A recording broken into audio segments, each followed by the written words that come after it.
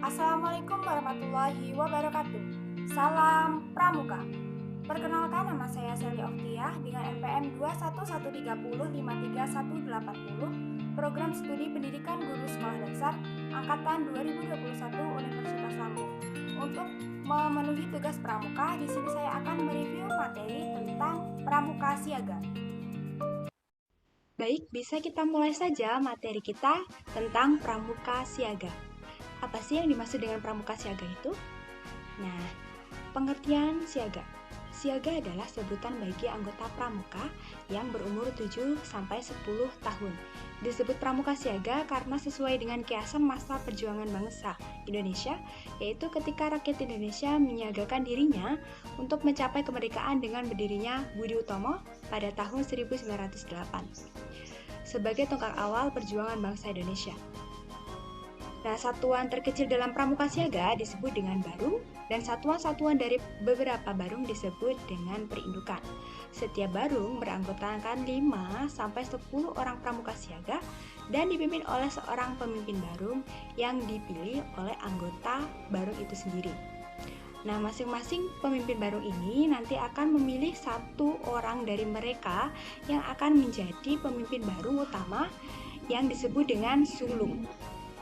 Nah, sebuah perindukan terdiri dari beberapa barung yang akan dipimpin oleh sulung atau kuarnas. Kehidupan siaga ini masih berkisar di seputar keluarga yang ada ayah dan ibu. Keluarga merupakan pusat aktivitasnya. Atas dasar hal tersebut, pembinaan pramuka siaga dikiaskan sebagai keluarga bahagia, di mana terdapat ayah, ibu, paman, serta bibi. Wadah pembinaan ini disebut dengan perindukan siaga, yang mengkiaskan bahwa anak seusia siaga masih menginduk pada ayah dan bunda atau keluarga. Hal ini diperjelas dengan formasi bentuk barisan berupa lingkaran pada upacara pembukaan dan penutupan latihan siaga. Baik, bisa kita lanjutkan materi yang kedua, yaitu tentang kode kehormatan dalam pramuka siaga. Kode kehormatan bagi pramuka siaga ada dua. Yang pertama, Dwi Satya atau janji pramuka siaga. Dan yang kedua disebut Dwi Dharma atau ketentuan moral pramuka siaga. Adapun isi dari Dwi Satya, yang pertama, demi kehormatanku, aku berjanji akan bersungguh-sungguh menjalankan kewajibanku terhadap Tuhan, Negara Kesatuan Republik Indonesia, dan mengikuti tata krama keluarga. Yang kedua, setiap hari berbuat kebaikan. Selanjutnya, Dwi Dharma. Yang pertama, siaga berbakti kepada ayah dan ibundanya. Yang kedua, siaga berani dan tidak putus asa. Nah, dari dua kode kehormatan yang disebutkan tadi, ada standar moral bagi seorang pramuka siaga dalam bertingkah laku di masyarakat. Jadi, kalau ada seorang anggota pramuka siaga yang tingkah lakunya tidak sesuai dengan standar moral ini, dia belum bisa disebut pramuka siaga seutuhnya, atau yang disebut dengan kuarnas. Selanjutkan ke materi yang ketiga, yaitu satuan dalam pramuka siaga. Satuan terkecil dalam pramuka siaga disebut dengan barung, dan satuan terbesarnya disebut dengan perindukan. Sebuah barung beranggotakan paling banyak 10 orang pramuka siaga dan dipimpin oleh seorang ketua barung yang dipilih oleh barung itu sendiri. Masing-masing ketua barung ini nanti akan memilih satu orang dari mereka yang akan menjadi pemimpin barung utama yang disebut dengan sulung. Sebuah perindukan terdiri dari beberapa barung yang akan dipimpin oleh sulung itu tadi. Nah, pembina pramuka siaga putra dipanggil Yanda dan pembina siaga pramuka putri dipanggil dengan Bunda. Pembantu pembina pramuka siaga putra dipanggil Pakci dan pembantu pembina pramuka putri dipanggil dengan Buci. Bentuk barisan dalam upacara siaga adalah lingkaran dalam pembina berada di tengah lingkaran. Ini mengandung filosofi bahwa cara pandang pramuka siaga masih terfokus pada satu titik. Kita lanjutkan materi yang keempat, yaitu tingkatan pramuka siaga. Dalam pramuka siaga ada 3 tingkatan. Yang pertama, mula. Dalam Kamus Besar Bahasa Indonesia, kata mula dimaknai sebagai asal, awal, pokok asal. Yang paling awal, yang dahulu sekali, waktu, keadaan yang menjadi pangkal. Nah, karena kemudian gerakan pramuka Indonesia menjadi kata ini sebagai nama tingkatan pertama dalam syarat-syarat kecakapan umum pramuka siaga. Hal ini mengandung filosofi bahwa saat pramuka siaga sebagai golongan pramuka yang terkecil, mencoba menyelesaikan syarat-syarat kecakapan umum pramuka siaga mula, diibaratkan sebagai awalan atau pangkal dari proses pendidikan kepramukaan yang diharapkan menjadi dasar yang kuat bagi kehidupan peserta didik di kemudian hari. Nah, untuk mencapai tingkatan siaga mula, calon siaga harus memenuhi syarat-syarat sebagai berikut. Yang pertama, rajin dan giat mengikuti latihan perindukan siaga sekurang-kurangnya 6 latihan berturut-turut. Yang kedua, hafal dan mengerti isi Dwi Dharma dan Dwi Satya. Yang ketiga, dapat memberi salam pramuka. Yang keempat, tahu arti kiasan warna-warna bendera kebangsaan Indonesia dan tahu sikap harus dilakukan pada waktu bendera kebangsaan dikibarkan atau diturunkan. Yang kelima, biasa berbahasa Indonesia di waktu mengikuti pertemuan-pertemuan siaga. Yang keenam, dapat dengan hafal menyanyikan lagu kebangsaan Indonesia Raya, bait pertama di muka perindukan siaga atau di muka pendengar-pendengar lain, dan tahu sikap yang harus dilakukan jika lagu kebangsaan diperdengarkan atau dinyanyikan pada waktu upacara. Yang ketujuh, memiliki buku tabanas, buku tabungan pramuka, buku tabungan pelajar. Yang kedelapan, setiap membayar uang iuran kepada gugus depannya sedapat-dapatnya dengan uang yang diperolehnya dari usahanya sendiri. Yang kesembilan, selalu berpakaian rapi dan memelihara kebersihan badan. Yang kesepuluh, keagamaan sesuai dengan agama masing-masing. Ada siaga bantu. Siaga bantu mengkiaskan tingkatan kecakapan siaga yang dapat membantu pekerjaan-pekerjaan tertentu. Untuk mencapai tingkatan siaga bantu, seseorang pramuka siaga mula harus memenuhi syarat-syarat sebagai berikut. Yang pertama, rajin dan giat mengikuti latihan perindukan sebagai siaga mula sekurang-kurangnya 10 kali latihan. Yang kedua, bersungguh-sungguh mengamalkan Dwi Dharma dan Dwi Satya. Yang ketiga, tahu arti lambang gerakan pramuka. Yang keempat, dapat memelihara bendera kebangsaan Indonesia. Yang kelima, tahu nama negara, ibu kota negara, kepala negara Republik Indonesia. Yang keenam, hafal Pancasila. Yang ketujuh, tahu nama dan alamat kepala desa dan beberapa tokoh masyarakat lain di sekitar tempat tinggalnya. Yang kedelapan, dapat membaca jam. Yang kesembilan, dapat menunjuk sedikitnya 4 mata angin. Yang ke-10, dapat menjalankan latihan-latihan keseimbangan. Yang ke-11, dapat melempar dan menerima lemparan bola dengan tangan kanan dan kiri. Lanjut, yang ke-12, dapat membuat dan menggunakan simpul mati, simpul anyam, dan simpul pangkal.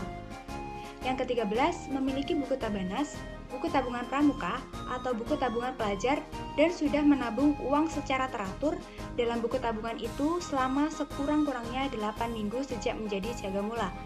Yang ke-14, setia membayar uang iuran kepada gugus depannya sedapat-dapatnya dengan uang yang diperolehnya dari usahanya sendiri.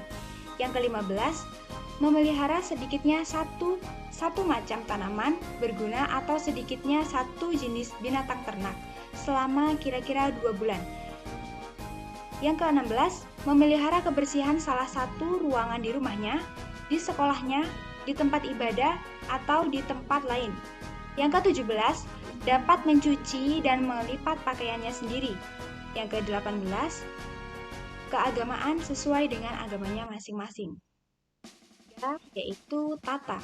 Siaga tata mengkiaskan tingkat kecakapan siaga sudah diikutsertakan untuk menata karya kesiagaan. Siaga tata adalah tingkatan ketiga atau terakhir dalam syarat-syarat kecakapan umum satuan pramuka siaga setelah siaga mula dan siaga bantu. Pramuka siaga yang telah menyelesaikan SKU siaga tata dapat mengikuti pramuka Garuda untuk golongan pramuka siaga. Untuk mencapai tingkatan siaga tata, seorang pramuka siaga bantu harus memenuhi syarat-syarat sebagai berikut. Yang pertama, rajin dan giat mengikuti latihan perindukan sebagai siaga bantu sekurang-kurangnya 10 kali latihan. Yang kedua, dapat memperlihatkan cara mengibarkan dan menurunkan bendera kebangsaan Indonesia dalam upacara. Yang ketiga, tahu beberapa hari raya nasional dan nama beberapa orang pahlawan nasional. Yang keempat, tahu sejarah lagu kebangsaan Indonesia Raya. Yang kelima, tahu arti lambang negara Republik Indonesia. Yang keenam, tahu nama negara-negara tetangga dan bendera kebangsaan. Yang ketujuh, untuk putri dapat memasang buah baju dan menyalakan api. Yang kedelapan, untuk putra dapat membuat 2 macam kasta karya dengan macam bahan yang berbeda. Yang kesembilan, dapat menyampaikan berita secara lisan. Yang ke-10, dapat mengumpulkan keterangan untuk memperoleh pertolongan pertama pada kecelakaan dan dapat melaporkan kepada dokter, rumah sakit, pamong praja, polisi, dan keluarga korban. Tahu bahan makanan yang bernilai gizi. Yang ke-12, melakukan salah satu cabang olahraga atletik atau salah satu cabang olahraga renang. Yang ke-13, tahu beberapa macam penyakit menular. Yang ke-14, memelihara kebersihan salah satu ruangan di rumah, di sekolah, di tempat ibadah, atau tempat lainnya. Yang ke-15, dapat menyajikan satu macam kegiatan seni budaya. Yang ke-16, tahu adat sopan santun pergaulan Indonesia. Yang ke-17, hemat dan cermat dengan segala miliknya. Yang ke-18, memiliki buku tabanas, buku tabungan pramuka atau buku tabungan pelajar, dan sudah menabung uang secara teratur dalam buku tabungan itu selama sekurang-kurangnya 8 minggu sejak menjadi siaga bantu, dan seluruhnya atau sebagian dari uang itu diperoleh dari usahanya sendiri. Yang ke-19, setia membayar uang iuran kepada gugus depannya dengan uang yang seluruhnya atau sebagian diperolehnya dari usahanya sendiri. Yang ke-20, memiliki sedikit satu tanda kecakapan khusus. Yang selanjutnya yaitu keagamaan, sesuai dengan agamanya masing-masing. Materi selanjutnya yaitu tanda kecakapan umum atau TKU. Untuk siaga terbentuk sebuah janur atau disebut mancung, yakni bunga pohon kelapa yang baru tumbuh. Kelopak bunga diletakkan miring, menggambarkan bunga kelapa yang selalu memperlihatkan sudut miring terhadap batang pohonnya. Mengibaratkan ketertarikan pramuka siaga dengan keluarga dan orang tuanya. Kelopak bunga kelapa yang mulai merakah menggambarkan pertumbuhan tanaman, mengibaratkan pramuka siaga yang sedang tumbuh menjadi tunas calon bangsa. Materi yang selanjutnya yaitu tanda kecakapan khusus. Selain kecakapan umum siaga dipersilahkan untuk mengambil kecakapan khusus yang sesuai dengan minat dan bakatnya. Secara umum, syarat kecakapan khusus ada tingkatan, yakni yang pertama, tingkatan purwa, yang kedua, madya, yang ketiga, utama. Tanda kecakapan khusus atau TKK pramuka siaga terbentuk segitiga sama sisi dengan panjang masing-masing sisi 3 cm dan tingginya 2 cm. TKK dapat dipasang di lengan baju sebelah kanan setengah lingkaran di sekeliling tanda kuarda dengan puncak menghadap ke bawah sebanyak 5 buah. Materi selanjutnya yaitu kegiatan pramuka siaga. Kegiatan atau pertemuan yang dikhususkan bagi anggota pramuka siaga adalah pesta siaga. Pesta siaga merupakan pertemuan pramuka siaga dalam bentuk perkemahan besar selama 1 hari atau tanpa menginap dengan berbagai kegiatan seperti permainan bersama, kegiatan keterampilan kepramukaan yang dikemas dengan permainan, pameran siaga, pasar siaga atau simulasi situasi di pasar yang diperankan oleh pramuka siaga. Yang selanjutnya ada dharma wisata, pentas seni budaya, karnaval, dan lain-lain. Pesta siaga dapat dilaksanakan di tingkat koordinat desa, kuartir ranting, kuartir cabang, korwil, beberapa kuartir cabang yang berdekatan, dan kuartir daerah. Materi selanjutnya ada upacara pembukaan dan penutupan latihan perindukan siaga. Mari kita simak tentang upacara pembukaan latihan perindukan siaga. Yang pertama, pemeriksaan kebersihan dan kerapihan anggota. Yang kedua, memilih barung terbaik untuk pemimpin upacara. Yang ketiga, barung terbaik menyiapkan perlengkapan upacara. Yang keempat, pemimpin upacara memanggil anggota perindukan untuk membentuk lingkaran besar mengelilingi standar bendera. Yang kelima, pembina upacara atau pembina siaga dijemput oleh pemimpin upacara dan mengambil tempat di tengah lingkaran menghadap standar bendera dan pintu upacara. Yang keenam, para pembantu pembina siaga masuk lingkaran upacara. Yang ketujuh, pemimpin upacara mengambil bendera untuk dikibarkan. Yang kedelapan, pada waktu bendera sampai di pintu upacara, semua anggota perindukan memberi hormat hingga selesai. Yang kesembilan, pembina upacara atau pembina siaga membaca Pancasila ditirukan oleh semua anggota. Yang ke-10, pemimpin upacara membacakan Dwi Dharma diikuti oleh semua anggota perindukan. Selanjutnya, pemimpin upacara kembali ke barungnya. Selanjutnya, pemimpin upacara atau pembina siaga mengumumkan hal-hal yang perlu diketahui oleh anggota perindukan. Yang selanjutnya, pembina upacara atau pembina siaga mengucapkan doa yang diikuti oleh anggota perindukan. Selanjutnya ada upacara penutupan latihan perindukan siaga. Yang pertama yaitu barung terbaik menyiapkan perlengkapan upacara. Yang kedua, pemimpin upacara memanggil anggota perindukan untuk membentuk lingkaran besar mengelilingi standar bendera.